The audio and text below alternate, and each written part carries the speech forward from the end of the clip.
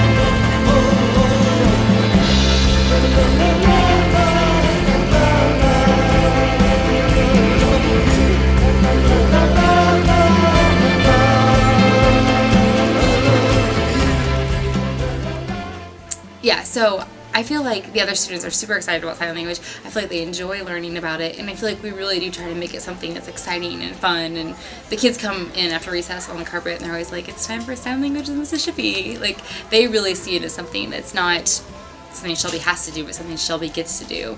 It's really actually kind of fun because I've already learned the sign for pipe. Pipe? That's cool. What's your favorite word to sign? Pipe. Well, it's kind of fun because you can start talking with your hands, but it can also not be very fun because then some people won't know what you're saying. I think she knows a whole bunch of sign language. The rest of us don't, but all of us learn some of the sign language because Mrs. Shippey taught us some. What would it be like, do you think, to have to talk with sign language every day? Your hands might get red. Apparently Shelby has speech every day, so she already knows every sign and knows what they mean. Really, she's pretty much a typical 6-year-old, and I just treat her the way I would treat everyone else, other than just needing some one-on-one attention every now and again. The neat thing about it is that so many kids have known Shelby since she was little, and you probably know, growing up and going through school, you know students who've had different needs, and you just kind of learn to accept them. And I think that that's kind of the way the kids have learned. In fact, so many of them have seen Shelby since preschool, and they're really excited to have their opportunity to have Shelby in the classroom. For Shelby, first of all, I would say that I always say that I think the only thing a deaf person can't do is hear. I think they're fully capable, and in fact, I struggle to see it as a disability sometimes because I feel like they are so capable of doing a lot of things. But there are times when the teacher is walking around the room and talking, or if we have, multiple people trying to talk about things, those are really hard. First of all, to try to sign when multiple people are talking. And the biggest thing I would say, though, that I see that as a struggle is you cannot use your eyes your eyes are your ears when you're deaf, and so it is really hard to be like working on something and trying to listen to instructions, where hearing people can totally do that. Lunch is the only time I'm not with her. Now, when I'm with her during class, like right now they're working on writing something, and so she is fully capable of writing by herself. Normally I'm in the classroom though, and she knows, and this is kind of why you have to develop that trust and relationship, she knows that if she needs something, she can always look over at me or like wave her hand and I'll come over. And I've seen that more and more as she started to understand what an interpreter is supposed to look like, because she'll ask me things like, what did that person say over there? Or what were they talking about? Or if someone laughs, what were they laughing about? Just little things that if it's across the carpet, she may miss, and I fill in those gaps for her. But she's fully excited about being independent, which I always try to promote, and I want her to be as independent as she can whenever she can receptively grasp everything. In long term, it's hard to know, because with her cochlear implant, it's hard to know what that'll look like. I would think that probably she would have an interpreter for receptive, but continue through speech therapy and just her persistent confidence, continue trying to voice for herself. Shelby was born deaf, and she failed her hearing test at birth, but we didn't technically find out that she was deaf until she was 2. She was misdiagnosed. They thought she had fluid in her ears, which she did, but they never did a hearing test after that.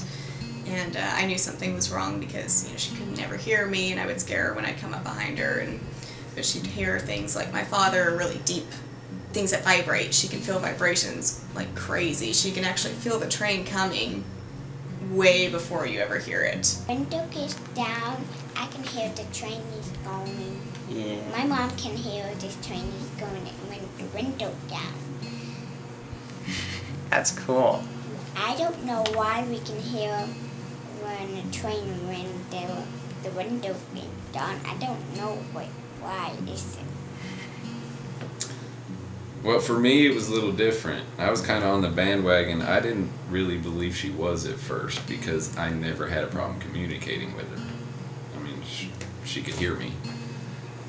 And so to me, and even her grandpa and stuff, we weren't saying she wasn't necessarily, but we weren't completely convinced. So honestly, until it was official and we had to start doing the appointments and stuff, I never really had a problem. I just figured she didn't want to talk yet or something. I was in denial when she was born about the whole hearing test thing, and a little devastated. And when we found out for sure that she was deaf, I was actually relieved because I knew I was right. Something was off. And after that, it's just, I've looked at it as more of a blessing than a burden. Not a burden at all. It's just she's amazing, so. Shelby's problem is her cochlea, which is a little spiral thing past the eardrum, is swollen and it stays big. Now, sometimes when you get earaches, that's because it's swelling or stuff like that. Hers never went down. So inside the cochlea, there's little nerve endings, look like little hairs, little microscopic hairs, and there's fluid. Your eardrum makes that fluid vibrate, tickles the nerves, and that sends a signal to your brain to hear. Hers is bigger, so the fluid wasn't really touching any of the nerve endings. So the cochlear implant, it goes in and it winds around inside the cochlea, and it basically sends really small, can't even feel them, electrical charges to the nerves. Can you tell me a little bit of what it was like the first time Shelby heard sound? I heard that her first thing was she heard the birds. I mean, what was that like for you as a mom to hear that? She actually scared me because she's like, oh, hey, what's that? What? What are you talking about?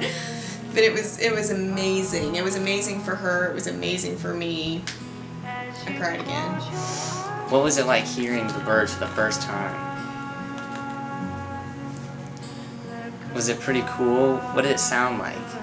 It sounds like some people talking. No, it hadn't really slowed her down at all. She was a little behind in school at first, but then again, she didn't hear anything until she was 2.5, 3 years old, so it kind of makes sense. However, she's catching up so quick. She went from not being able to read or even talk at all to reading us books, and now she's, I think, a step up at a grade level in her reading, so within a year. I mean, it's not slowing her down at all. I mean, nothing's going to, I don't think. She's definitely taught me patience throughout the years. You have to be a very patient person to be the parent of a deaf child, but it's been very rewarding just watching her grow and seeing everything that she can accomplish without having one of the main senses that somebody has. I mean, she's smart as a whip. She's just learned to adapt so well to everything, and it's just made me so proud of her and absolutely love her. Wouldn't change anything about her, and I'm glad that, you know, I've got who I've got. She's a special kid. What's your favorite memory that you have with Shelby so far?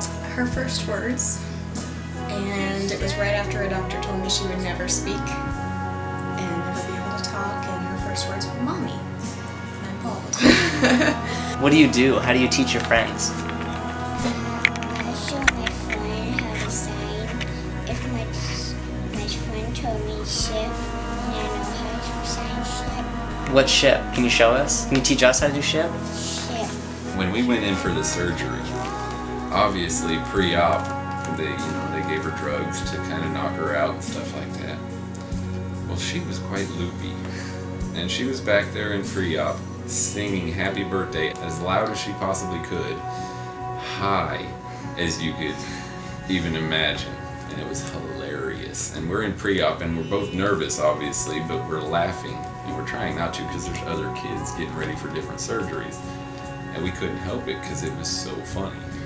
If you're a parent that has a child that you just found out is deaf, just look at it as a blessing. Is my biggest advice for anybody out there. I mean, it's quite the road trip, and you will learn some patience, but it's totally worth every bit of it. It's a lot of fun.